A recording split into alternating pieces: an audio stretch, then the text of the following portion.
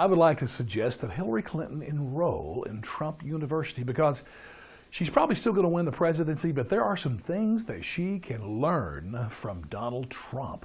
A couple of things I want to mention in this short video. The first one is this: be spontaneous.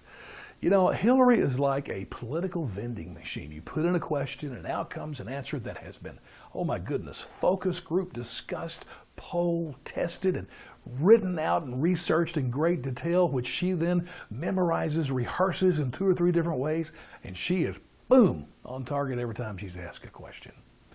Trump, on the other hand, totally spontaneous. You never know what's going to come out of his mouth. And yes, his ideas are evolutionary. I mean, one day they grow, one day they die, one day they change. You don't know what's coming next. It's called being real.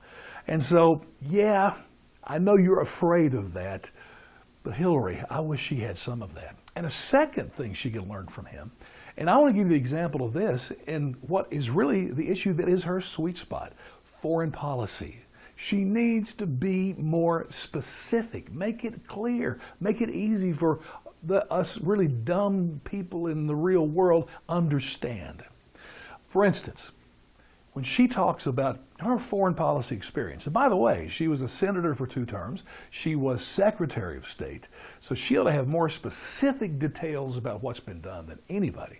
She's pretty much got none. She's all about, well, she supported women's rights throughout multiple countries. She reminds me of a beauty pageant contestant, wants to bring peace through the whole world. Trump, on the other hand, is specific. Gonna build a wall and Mexico's gonna pay for it. I gotta tell you, I'm not for the wall. Not a great idea for me, but it is refreshing to me that a politician, which he's not, but we'll call him one now, that he would suggest that another country picks up the check for once. In my entire lifetime, whether it's been Republicans or Democrats, every time our country does anything that involves other countries, we always pay the bill. I mean, the latest, deal with Iran.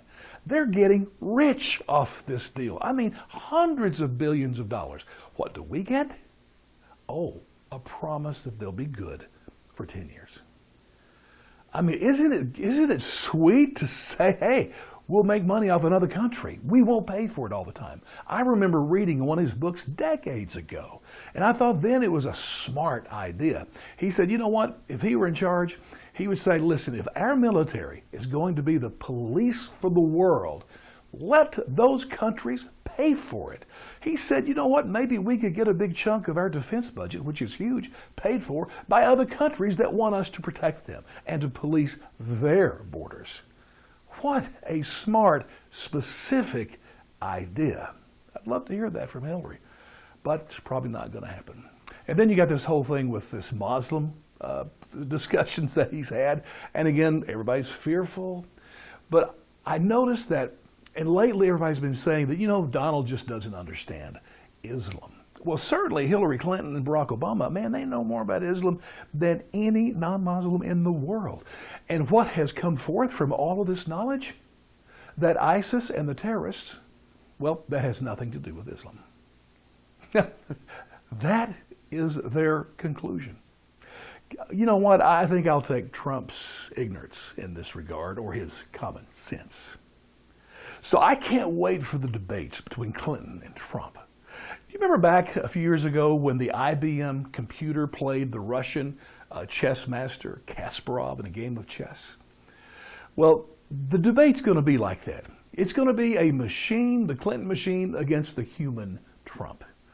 Sorry to say that the IBM computer beat Kasparov, the chess game. And I think the American people are going to vote for the machine over the human in this presidential election. But regardless, it's going to be entertaining.